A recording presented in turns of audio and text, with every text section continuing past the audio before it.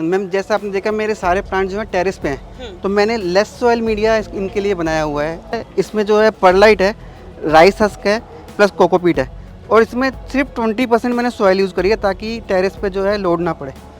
इस फ्लावर को इसको इसके अंदर डाल के हल्का हल्का ऐसे राउंड राउंड घुमाना है, मतलब बिल्कुल नीचे तक नहीं लेना कि इसका ये पार्ट ख़राब होए, ऐसे राउंड राउंड राउंड घुमाना है। थोड़ी देर तक घुमाने के बाद इस पर पोलिनेशन आ गया। अभी मैंने दूसरे कलर के फ्लावर में इसका पोलिनेशन डाल दिया। ऐसे इस तरीके से हमें 5 से 6 बार अलग अलग फ्लावर्स में करना होता है, तो ये पोलिनेट हो जाता है। तो इस ग्राफ्टिंग को वी शेप ग्राफ्टिंग बोलते हैं। एक ये वी बनाया है मैंने, ऊपर से भी एक वी बनाया है, तो इसको उसमें लगा के इसको मैंने इलेक्ट्रिक जो टाई पिन होती है पहले उससे टाई करा, फिर पूरा इसको कवर करा पॉली से और टेप से। ठीक है। जब इसने ऊपर से स्प्राउट देना शुरू करे, लीविंग स्टार्ट हुई इसकी, तो मैंने ये ओपन कर दिया यहाँ से। अब ये जो है ये सेट हो चुका है। ठीक है। अब ये प्लांट स्टार्ट हो गया।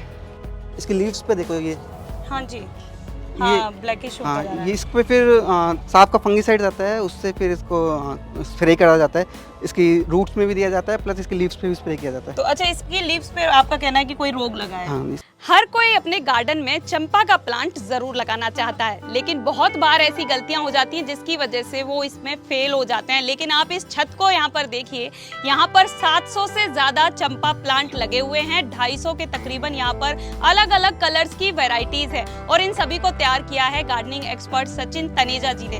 तो इनकी पहले भी हम आपको वीडियो दिखा चुके हैं कि कौन कौन सी वेराइटी के प्लांट इन्होंने अपनी छत पर लगाए हुए हैं, लेकिन आज हम खास जो उनसे जानने वाले हैं वो ये है कि चंपा प्लांट की सॉइल मिक्स कैसे तैयार करनी चाहिए। इसके साथ ही इस प्लांट की देखरेख किस तरीके से करनी चाहिए ताकि ये प्लांट हमेशा फूलों से भरा रहे। तो ज्यादा देरी न करते हुए मिलते हैं गार्डनिंग एक्सपर्ट सचिन तनेजा जी से। इससे पहले यदि अभी तक आपने अपने YouTube चैनल यूनिक फार्मिंग को सब्सक्राइब नहीं किया है तो अभी सब्सक्राइब करें, साथ ही बेल आइकन भी दबाएं ताकि आगे आने वाली वीडियोस की नोटिफिकेशन आपको मिलती रहे। नमस्कार सर। नमस्कार मैम। वैसे तो आप हमें पिछली वीडियो में पूरा अपना चंपा का ये बगीचा, लाडली जी की बगिया पूरी दिखा चुके हैं, जिसमें हमने तमाम वैरायटीज़ में तमाम कलर्स के चंपा देखे और लोगों को इंटरेस्ट भी आया, क्योंकि आपने बिल्कुल एक अलग ही चीज़ हमें यहाँ दिखा दी। क्योंकि अब तक हम सिर्फ वाइट कलर के चंपा या रेड कलर हो गया या मल्टी कलर इन दिनों चल रहा है, सिर्फ उससे परिचित थे, लेकिन यहाँ पर तमाम वेराइटीज से आपने परिचित करा दिया है।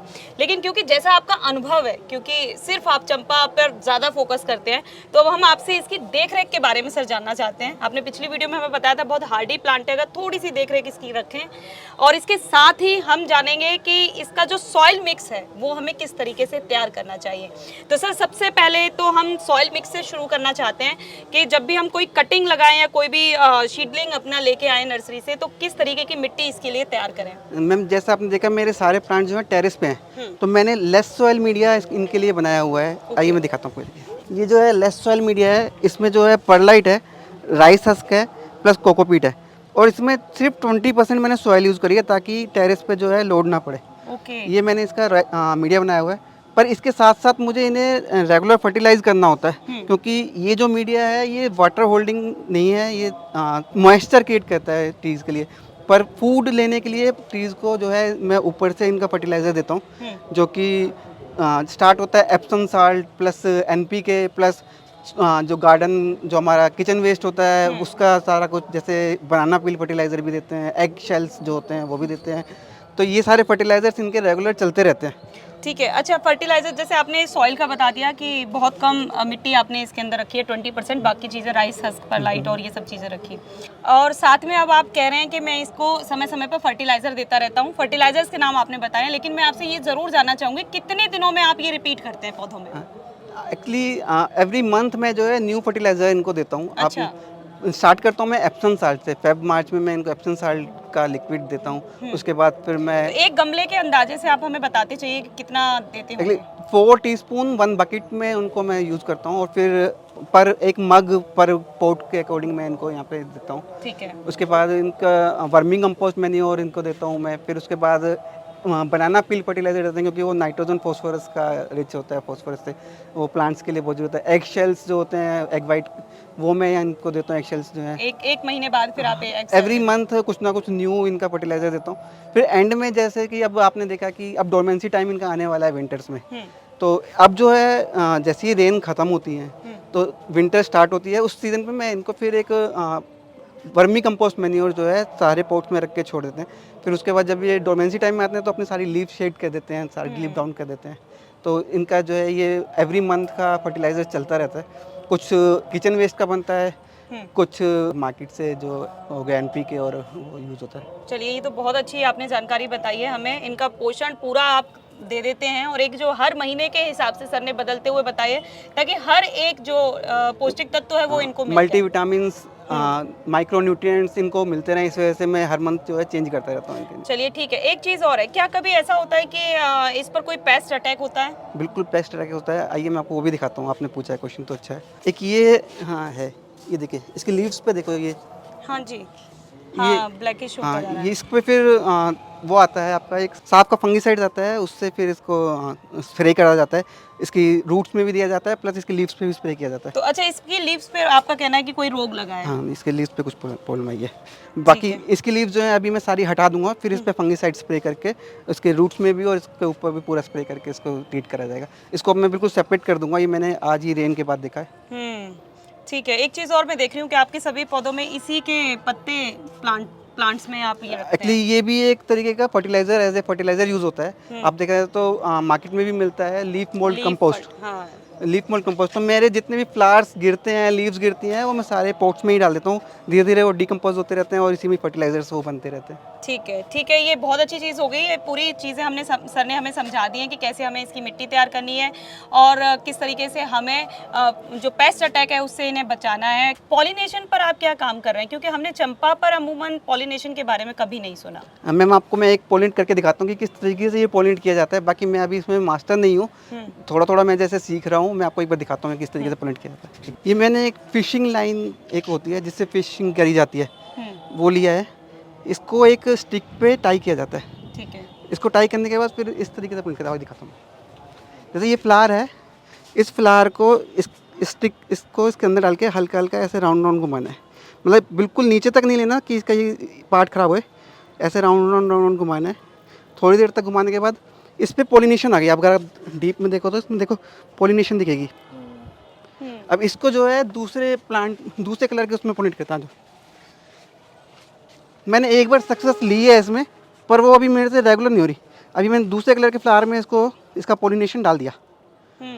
ऐसे इस तरीके से हमें 5 से 6 बार अलग अलग फ्लावर्स में करना होता है, तो ये पॉलिनेट हो जाता है। तो मदर प्लांट होएगा, इसका और उसका जो मिक्सचर है, कुछ मेटालिक कलर भी मिल सकता है हमें, कुछ डिफरेंट पेटल्स शेप के फ्लावर्स भी मिल सकते हैं, तो ये इसका ये यूज़ हो जाता है। अब सर बात आती है इसकी पूरी देख रेख की। तो सचिन जी, आप हमें ये बताइए कि हमें जो चंपा की हर मौसम के हिसाब से किस तरीके से देख रेख करनी चाहिए। मैम ये वैसे मैंने आपको बताया बहुत ही हार्डी प्लांट है। इसको मॉर्निंग से लेके नाइट इवनिंग तक की जो सनलाइट होती है वो चाहिए होती है। अच्छा। तो इसको आप ऐसे एरिया में नहीं रखते जहाँ धूप कम आए। एक्चुअली फ्लावरिंग तभी होती है जब इसको पूरी सनलाइट मिले। तो इसको मैंने ओपन टेरेस छोड़ा हुआ है सारा कुछ यहाँ पे। इसी यही इसकी देख रेख है। इसको फुल सनलाइट चाहिए और मंथली जो इनकी फीडिंग चलती है वो होती है, यही इसका है और एक्स्ट्रा कुछ नहीं। बारिश के दिनों में कुछ स्पेशल? बारिश के दिनों में बस इसके कलर्स चेंज हो जाते हैं, कलर डाउन हो जाते हैं, फ्लावर्स के गिरते हैं और एक्स्ट्रा कुछ अच्छा, जब ये डोरमेंसी में जाता है तब कुछ इसका स्पेशल कोई ख्याल रखना होता है? तो इसको पानी नहीं देना होता एक्चुअली। डोरमेंसी में जब चला जाता है सारी लीव्स ये डाउन कर देता है, तो सिर्फ स्टेम्स रह जाती हैं ये, तो उनको पानी जो है बहुत कम, बिल्कुल ना के बराबर पानी देना होता है। फुल विंटर जो है 2 या 3 बार मैं इनको पानी देता हूँ। अच्छा, सामान्य मौसम में अगर हम पूछें तो पूरी साल हमें किस तरीके से इन्हें पानी देना चाहिए? मैम अगर व्हेन समर स्टार्ट, जब समर स्टार्ट ही होती है तब तो इनको 2 डेज 3 डेज में एक बार दिन होता है। जब समर पीक पे होती हैं तो इसको इवनिंग और मॉर्निंग दोनों टाइम वाटरिंग करनी होती है। ठीक है, ठीक है। ये अच्छी चीज़ें आपने हमें बता दी है। एक चीज़ मैं ज़रूर आपसे पूछना चाहूँगी कि हम लोग अपने फलों को बचाने के लिए, सब्जियों को बचाने के लिए ज़रूर सर ये जाल लगाते हैं। आपने कैसे ये चंपा के फूलों को बचाने के लिए जाल लगाया है? एक्चुअली मैम मंकीज़ का अटैक तो सब जगह है। अच्छा। और मेरे को इनसे लगाव इतना है कि, और फ्लावर्स इनके जैसे जाते हैं वृंदावन, तो उसी चीज़ के लिए मैंने सेव करने के लिए, ताकि मंकी इसको कुछ ज़्यादा डैमेज ना करें, तो मैंने ये सारा कवर करा है। और मैंने इसलिए ये बड़े बड़े खाने बनाए हैं। इसमें जो छोटी बर्ड्स होती हैं वो अंदर आके अपना नेस्टिंग भी करती हैं, यहाँ पे ब्रीडिंग भी करती हैं, एग्स भी देती हैं, प्लस उसमें बच्चे भी निकले हैं मेरे यहाँ। कई बार उन्होंने नेस्ट भी बनाए हुए हैं। तो ये बड़े बड़े जो बॉक्सेस वाली मैंने जाल यूज़ करा है वो इसलिए यूज़ करा है कि कोई भी छोटा जो बर्ड है वो अंदर आके सेफ हो जाए। बहुत अच्छी जानकारी सर आपने मुझे दी है यहाँ पर, और इसके साथ ही मैं ज़रूर ये जानना चाहूँगी, क्या आप चंपा के प्लांट हैं उनकी ग्राफ्टिंग भी करते जी हैं? मैं बिल्कुल ग्राफ्टिंग भी करता हूँ, आइए मैं आपको दिखाता हूँ। हम्म, एक ये प्लांट है जो मैंने ग्राफ्ट करा है।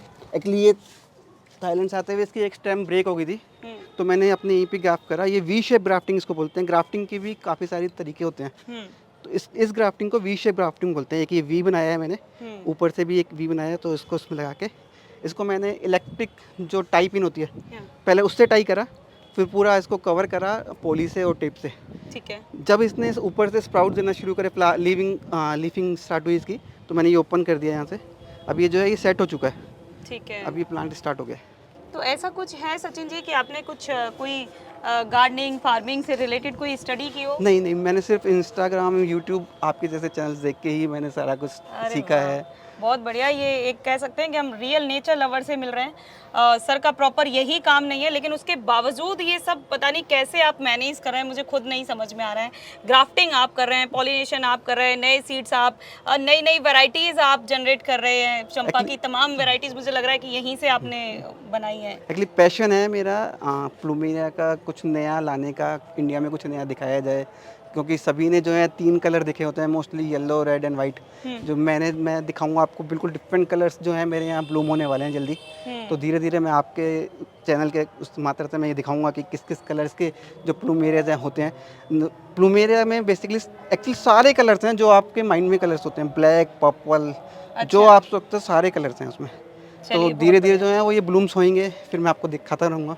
बहुत बढ़िया। सर ने हमें इस वीडियो के अंदर बहुत अच्छी जानकारी दी है कि कैसे आप चंपा के प्लांट्स के लिए सॉइल मिक्स तैयार कर सकते हैं, कैसे उनकी देख रेख कर सकते हैं। उसके साथ ही उन्होंने ग्राफ्टिंग का भी अपना बताया, पॉलिनेशन का भी बताया। बहुत अच्छी जानकारी दी है। और इसके साथ ही मैं आपको ज़रूर ये बताना चाहूँगी कि अगर आप चाहते हैं कि जो सचिन जी द्वारा जो तैयार किए जा रहे हैं, सीड्स तैयार किए जा रहे हैं या प्लांट तैयार किए जा रहे हैं, आप कटिंग चाहते हैं उनसे लेना, तो वीडियो में हमने उनका नंबर दिया है, तो आप उनसे सीधे संपर्क करके ले सकते हैं। लेकिन शर्त उनकी यही है कि आपको उनकी देख रेख बहुत अच्छे से करनी है, क्योंकि वो दिल से यहाँ पर काम कर रहे हैं। अपनी छत पर उन्होंने ये पूरा बगीचा तैयार किया है। तो मुझे लगता है ये वीडियो आपको ज़रूर पसंद आई होगी। तो वीडियो को लाइक और शेयर करना ना भूलें, चैनल को सब्सक्राइब करें। धन्यवाद। Thank you.